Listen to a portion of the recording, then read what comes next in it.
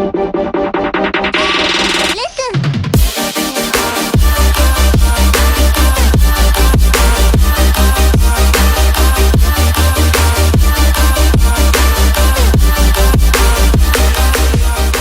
is going on, everybody? Welcome back to College Football Talk with Peter Burtnett.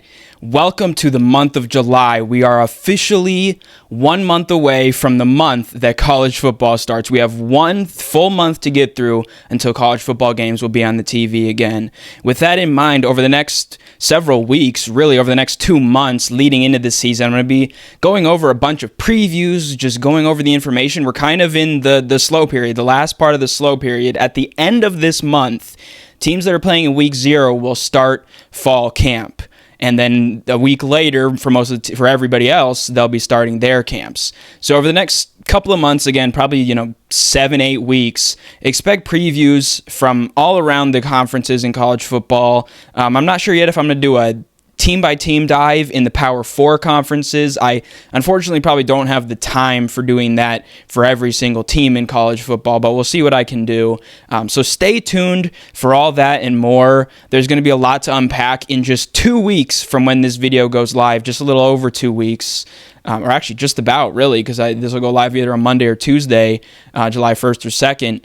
It's going to be NCAA, I was about to call it what it used to be called, EA Sports College Football 25, no longer under the NCAA tagline. So there's a lot to look forward to.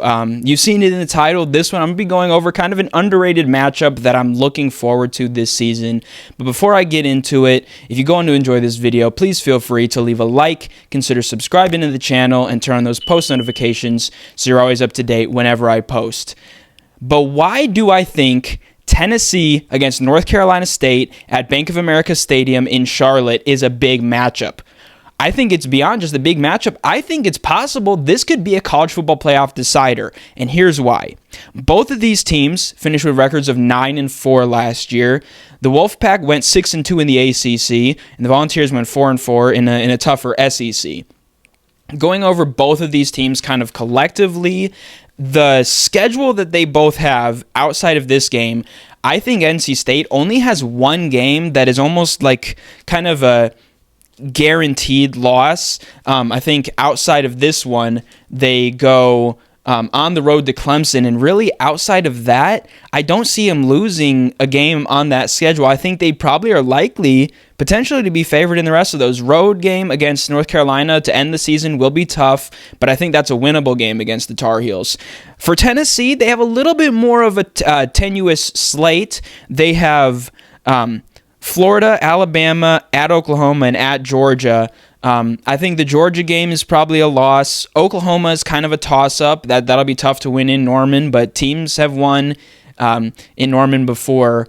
I think NC State has a really good shot that they only have one loss outside of this, so this game could be big. I've talked about it in previous videos. I think the ACC and the Big 12 in both of those conferences, you're probably going to need to get through that schedule with just one loss overall, not just in conference, but overall. Obviously, if you have 2, you could still win the conference, or obviously if you have 3 or 4, you could still win the conference and get in with that auto bid. But I think those at-large spots are mainly going to go to the Big 10 and SEC. So Tennessee is in a better position with that, but I think they, with this schedule, probably have 2 other losses on the schedule. I think Georgia, again, is probably the guaranteed. I don't want to say it's guaranteed. You never know in college football, but I think the Bulldogs will be back to that number 1 form this year, and it'll be tough to beat, especially at Sanford Stadium in Athens. So I think that is a loss. And then really any of those 3, I would expect the Volunteers to go 2-1 in those games. So with 2 losses, they're probably sitting right around that 10-11 range. 12 they probably wouldn't get in because that's going to be going to the group of 5 team. 11 is also risky if that ACC champion is outside the top 12 going into kind of that final week of the rankings. So I think both of these teams, their season could very well hinge on this matchup. They both have solid defenses last year. I think both ranked in many areas inside the top 25. I'll go into that a little bit more in depth later in this video. I think the question is, can Grayson McCall going to North Carolina State helped the Wolfpack offense keep up with Tennessee's offense, which already ranked higher nationally than NC State's offense did last year. Both teams have new quarterbacks, and I mentioned Grayson McCall, so let's dive into the Wolfpack first of all. So a very strong finish last year to end the regular season. They lost the Pop-Tarts Bowl. I love all the memes that came out of that one. Will the Pop-Tart King be back this year? Is a resurrection in store? Outside of that one, they lost the Pop-Tarts Bowl to Kansas State, and now they bring in Grayson McCall, who during his time at Coastal Carolina passed for over 10,000 yards, rushed for 1,000, and led the Chanticleers to a lot of wins during his time there on the teal-blue turf. He is going to have a really good target already established in Kevin Concepcion, who caught just over 800 receiving yards, 10 touchdowns. He's also going to have Noah Rogers, who was a top prospect coming in from Ohio State. Didn't have a lot of production, really, if any at all, for the Buckeyes, but he is a player who certainly has the skill set. Jordan Waters, the running back from Duke, is also coming in, and the offensive line returns 4 starters. And then on the defensive side of the ball, I think the defense is even stronger than the offense is for the Wolfpack. I think McCall will certainly boost this offense. They had Brennan Armstrong last year who was serviceable, but I think Grayson McCall will elevate their offense this year in a lot of different ways. Armstrong could kind of run the ball, but I think McCall is more consistent as a passer and can do about the same as what Armstrong can do with his legs. Then on the defensive side of the ball, 3 starters led by Aiden White and Devin Boykin return in the secondary. They will have to replace All-American linebacker Peyton Wilson, who was a 3rd-round draft pick in the NFL. But a couple of guys who will help with that. Defensive end Davin Van had 7 tackles for loss, and kind of in that secondary, they have an emerging star in cornerback Brandon Cisse, who is expected to take some steps and make some strides this year. So this defense was top 25 in scoring and against the rush. They were top 30 in total offense. They were 52nd against the pass. So if Nico Iamaleava can pass the ball, I'm going to be talking more about him in a little bit. That might be an area to keep an eye on. But in 4 of their last 5 games to end that regular season in that 5-game win streak, they held opponents to less than 20 points. So just kind of overall looking at the outlook for the Wolfpack, their big tough game is going to be at Clemson, and that one comes just 2 weeks after this game against Tennessee. So going to have to be careful not to be looking ahead when they face Tennessee, but their season could be determined in the opening 4 weeks. If they can go through those games 4-0, honestly, I would expect them to potentially finish the season undefeated, and they could probably afford to lose maybe 1 or 2, and then if they can win that ACC championship game, which if they beat Clemson is probably going to be against Florida State or maybe Miami.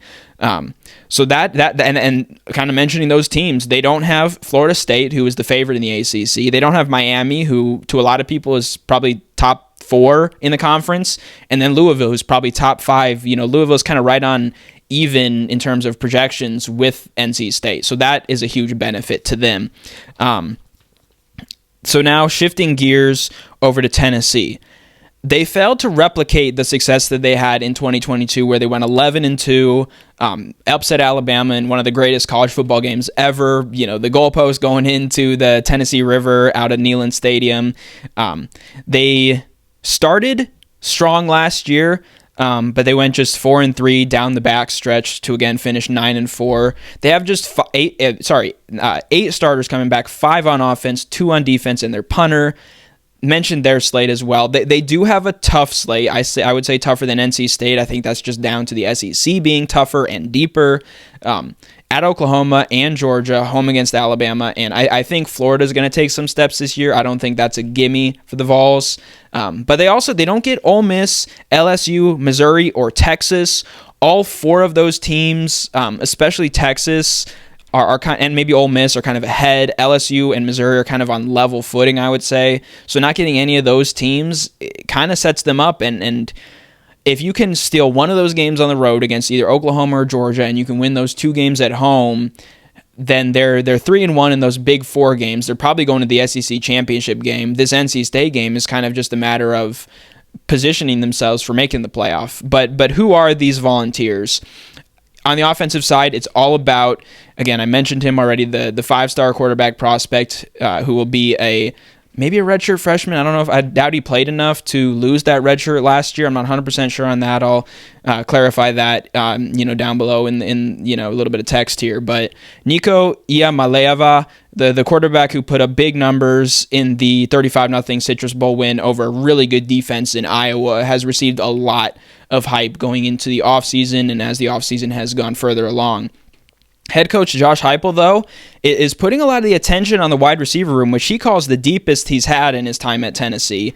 Squirrel White kind of leads the way. Dante Thompson, Brew McCoy, if he can stay healthy. He's had injury issues throughout kind of a lot of his career, even again since transferring from USC. And then they add Chris Brazzell from Tulane. So a really good wide receiver core that'll help a freshman, kind of get into the offense, because it will be different. A bowl game is kind of, a transition period for all teams involved. So I guess that's a good sign that he was able to thrive in that, but I think it will be tougher going through a full SEC season. I think his hype is deserved. He's a hell of a prospect, but I think some of these games, maybe even this one against NC State, and I think maybe especially a couple weeks later when they go to Oklahoma, could be in for a rude awakening. But I think he has a lot of potential to do very, very well. Running back Dylan Sampson is kind of a rising star for the Volunteers. He had 4 touchdowns in last year's opener against Virginia, and then he rushed. The offense was all over the Hawkeyes for 133 yards. Their defense, on the flip side, is top 4 in the SEC, was top 4 last year in points allowed, rushing, total yards, sacks, and tackles for loss. All of those statistics. Again, I will say how much relevance that has coming into this year with just 2 defensive starters returning is, kind of up in the air. It's left to interpretation and for us to find out. Defensive lineman James Pierce kind of leads that. Of those 2 returners coming back, he had 10 sacks last year. And then Omari Thomas, the tackles on the defense in the interior, Omari Thomas and Omar Norman Lott are 2 of the other guys that lead that very experienced and cohesive defensive line. They have some worries at linebacker and secondary, and maybe when I go into the Vols more as a full team preview, I'll kind of go into some of the guys that they have there. So that's something to watch, though. If Grayson McCall can kind of find those open slots, even just over the middle, to a tight end where a linebacker that maybe isn't as experienced or isn't as talented, maybe that's something that McCall can exploit. I think the passing game is probably where both of these teams are going to try to gain an edge. And I think it's just a matter of who can do the job better. And again, ultimately, this game, I think, is massive for both of these teams' chances at making the college football playoff. I think Tennessee probably has a little bit more hype than NC State has, but I think both would technically fall under dark horse candidates for making the college football playoff. And like I've said all throughout this video, I think this game could be hugely important because the winner of this game probably only has 1, maybe 2 losses on the rest of their schedule, and so that would set them up. The loser of this game, meanwhile, is going to have to, get through their conference slate. So for NC State, I think that's a little bit easier, but for Tennessee, I think it's going to be tougher. So maybe you could say this game's a little bit more important for Tennessee, but either way, I'm really looking forward to this game. Week 2 of the season, I think September 7th in Charlotte. I'll definitely be tuning in for this one. If I had to go, my gut feeling would go with Tennessee. And I think maybe both teams do finish 10-2, so maybe ultimately at the end of the day, it doesn't have as much weight as I think it might. But either way, I think it'll be a loaded Week 2 matchup that maybe with some of the other non-conference games is getting a little bit overlooked. But let me know your thoughts on this game, who you think will pull out the victory, and how you think both of these 2 teams will do in their respective conferences. But that's it for this video of College Football Talk. I'm your host, Peter Burtnett. I can't wait for all that is to come as we start to preview the 2024 season. That's all for now. I'm signing out. Peace.